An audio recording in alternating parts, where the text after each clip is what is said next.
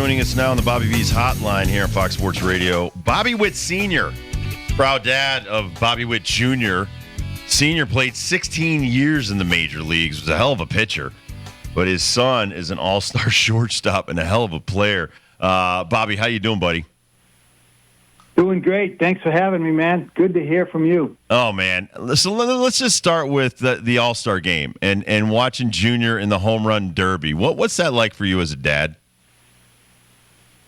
Honestly, it was surreal, man. I mean, I didn't have any inkling at all that he was going to be in that thing, and then they had reached out to him a few weeks prior to and asked if he thought he would be, interested in doing it, and he talked about it. The thing that was I think smart on his part is he talked to the team. He talked to Salvi Perez, who's the captain, talked to a couple of the trainers, and kind of got their input on what their thoughts were, if it was going to be something that would affect him, for the second half. And once they got his blessings, he was all on board. It was good. I was kind of going to ask that question along the same lines and thinking of Salvador Perez. Like, who do you know, if you know, who he's been leaning on in the clubhouse for direction like that and through the majors? Yeah, Salvi's been incredible to him. It's almost like a big brother, to be honest with you. I mean, I think he really appreciates the way that he plays, goes about the game. I think he does it the right way, and Salvi respects that, but Junior respects him so much. And obviously, when you pull up Salvi's resume, I think that speaks for itself. And what he's done in his career, he's definitely a future Hall of Famer. Bobby Jr. has gotten better the first 3 years in his career. He's now leading the American League in hitting at 349, but his home runs, RBI, his defense is amazing. He's got your rocket arm as a shortstop. What do you think when you're watching this going, my kid's pretty damn good?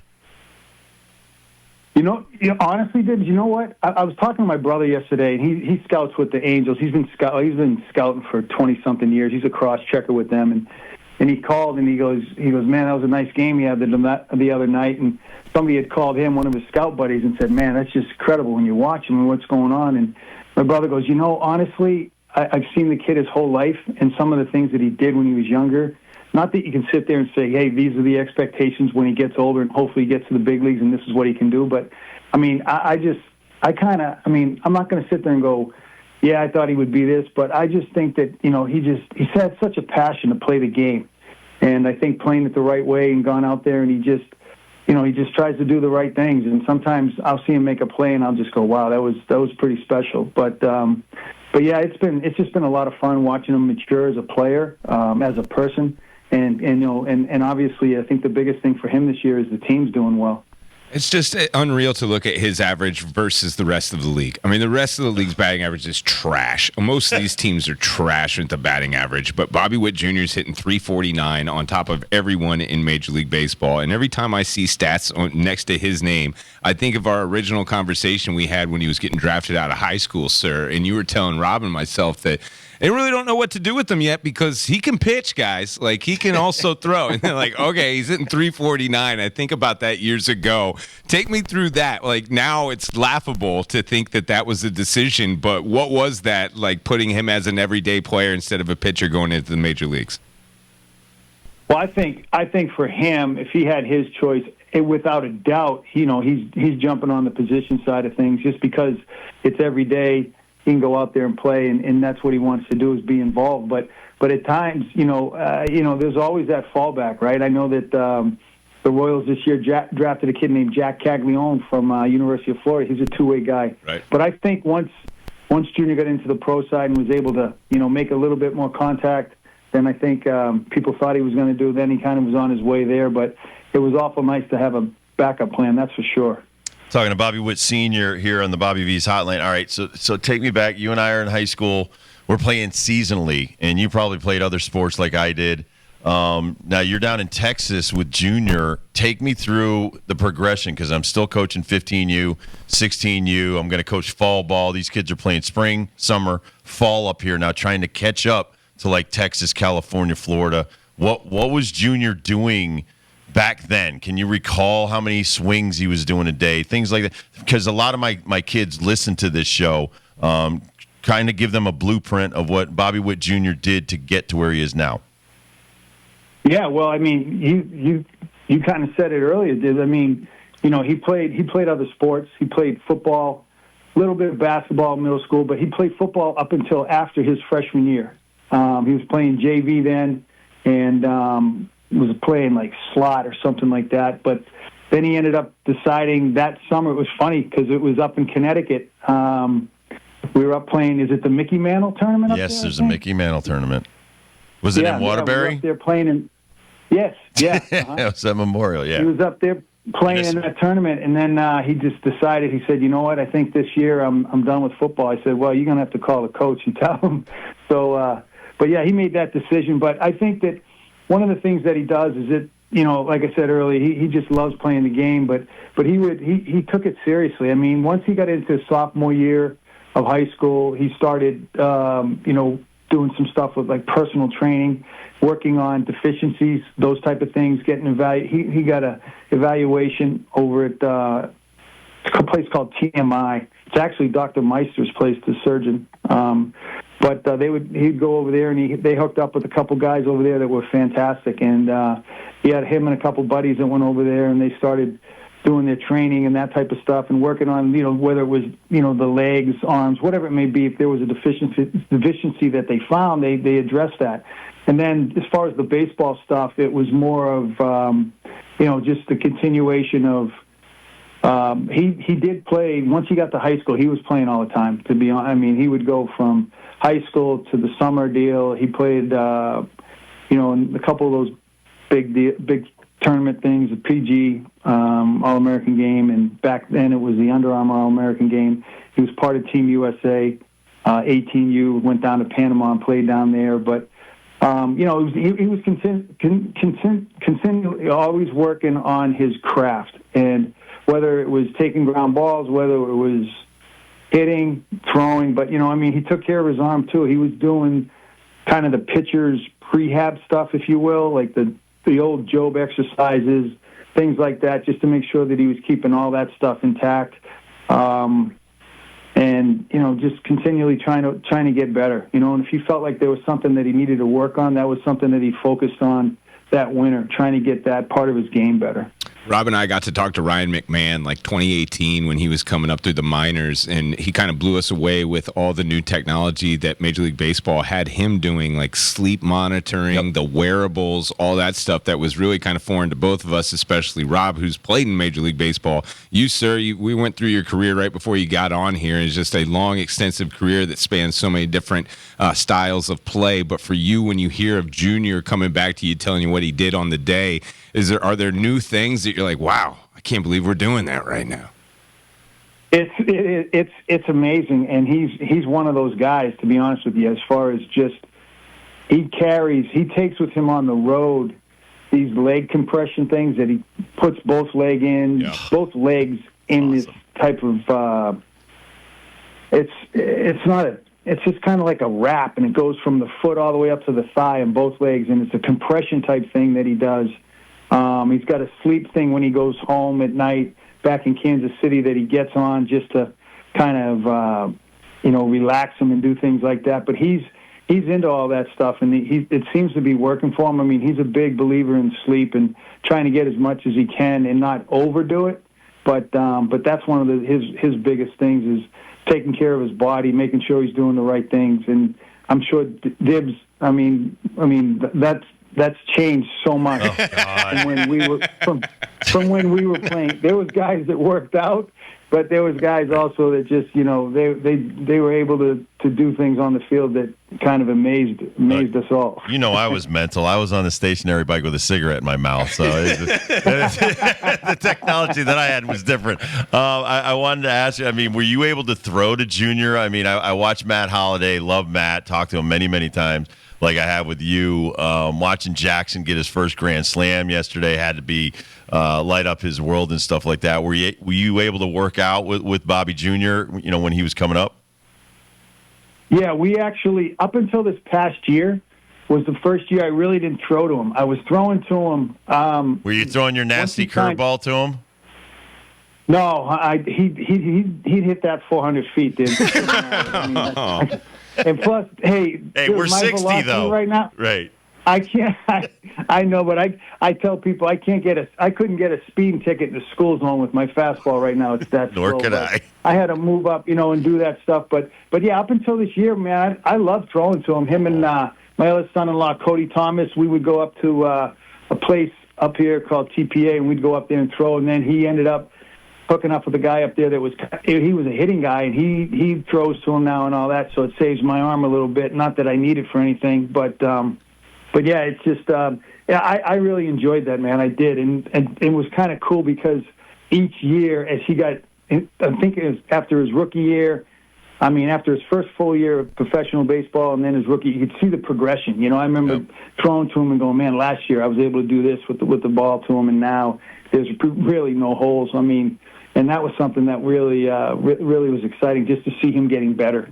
Well, he's off to an amazing start for his career. Like I said, 349 average, leads the league in a league that barely has 300 batters. I want to talk about you for a second, sir. Now, I'm in my hand is a 1990 Score Select Bobby Witt Rangers Extraordinaire card, number 457. We do this with Dibs all the time, sir, where we just throw out one fact about a baseball card, and then somehow off the top of his head, he knows who it is. So we have all these cards, and I knew you were coming on. I was like, I think I have a Bobby Witt, and I'm reading the back, and I want you to explain this because this is like Dibs's pitching mantra, and you lived through it. On the back, it says, it was in 88 that Bobby became a pitcher rather than a thrower of a 95-mile-an-hour fastball. He was a disappointing 0-6 with a 6.7 ERA. Then went to AAA. Then during the All-Star break, he started out with a forkball and also some more off-speed pitch that really resulted remarkably in a 8-4 record in the second half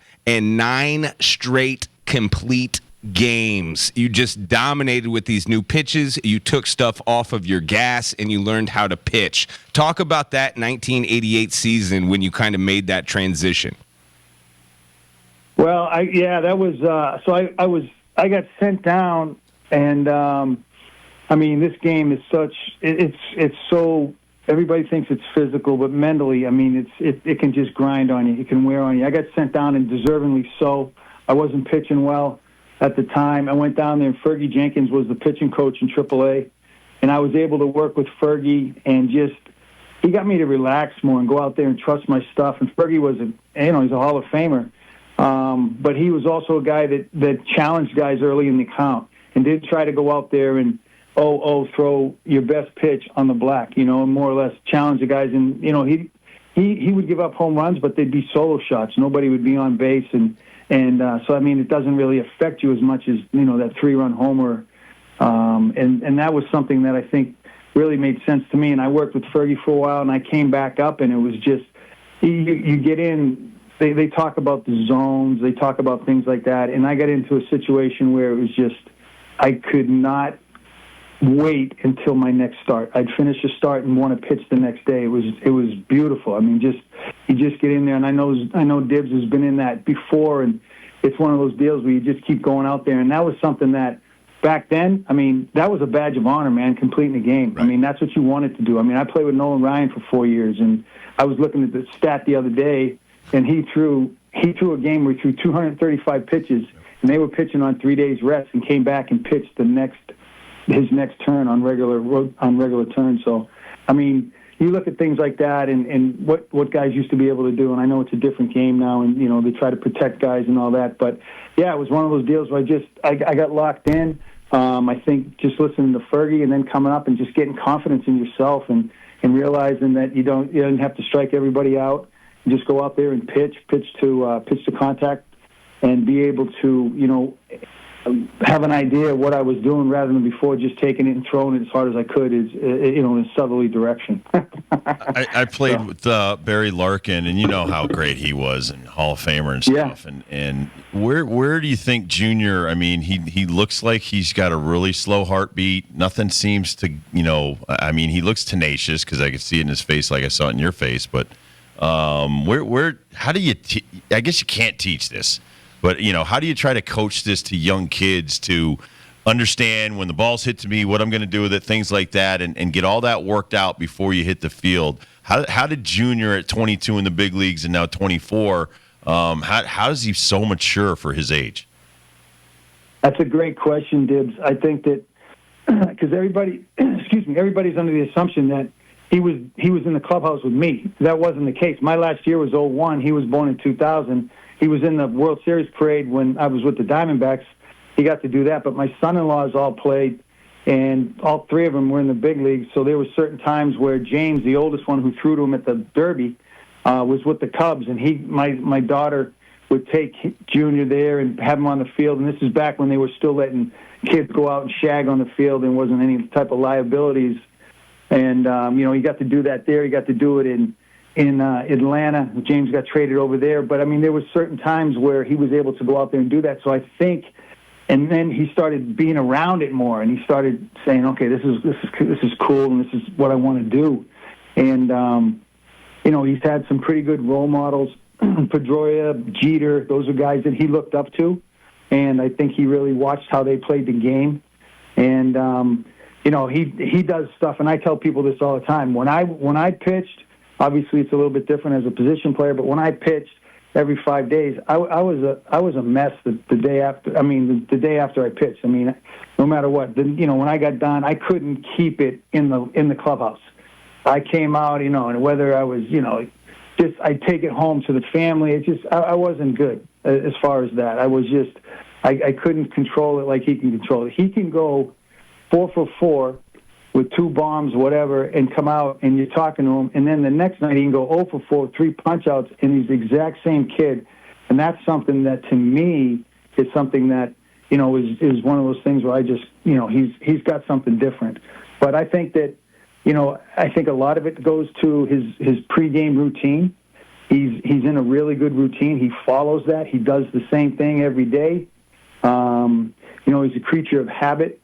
He tries to be able to go out there and, if he hits, does a certain drill, he's going to do that drill and continue to do that drill. And then, he's making sure he gets his ground balls. He's doing all those type of things that he needs to do. It's not just offensive stuff; it's defensive stuff. Defense is amazing. And then he's Yep. Yeah, and then he's working on his body as well. So I mean, those are things that he tries to do, and I think obviously it's been paying off for him.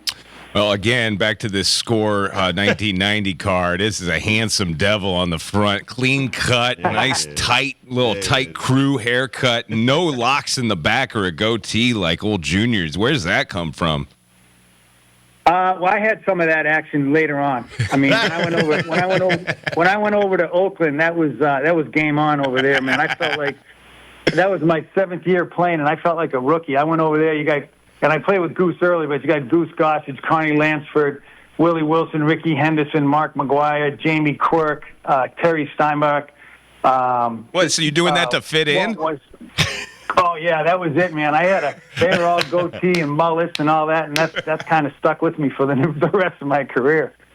Fantastic, dude. God bless you. And I wanted to ask you before we let you go, how often do you see him in person and watch those games? And what's that like? Well, the thing that's great is that obviously they play the Rangers. I'm 25 minutes from the ballpark over there in Arlington, which is great. So that's always a nice little 3 games there. I get to see him, and then we go up to opening day. We've been up there probably 4 times this year. They come to Houston for 4 games. So that's about a 4-hour drive from here. We'll be at that one, and every time he plays in Boston, I'm up there. I've seen all three years up in Fenway, and he finally got his first home run at Fenway. So that's the first thing he said when he came out after the game. He goes, "Finally, man, I got that one done." That was one that he really wanted to do. My folks are still up there, so he anytime he goes back there, he likes to perform well. All right. Well, next time you get up there for the Royals game, I'm going to take my family up there too, man. I got to meet you up there, have dinner or something. Absolutely. Bring him up we'll get him to the game, get him down there and meet Junior and all that. That'd be awesome. That'd be great. That would be great. Thank you, Bobby. Appreciate it, man. And like I said, God bless you and your family. And you guys did a great job with your son, man. Yeah. He's amazing to watch. He's a real treat. Thank you, guys. I appreciate it. Thanks for having me. Always great catching up. Appreciate it. Take care, Bobby. Thanks, sir. Bobby Witt Sr., everybody. We'll take a quick break. We'll be right back with First Dibs on the Rob Dibble Show with Ben Darnell on your afternoon drive on Fox Sports Radio.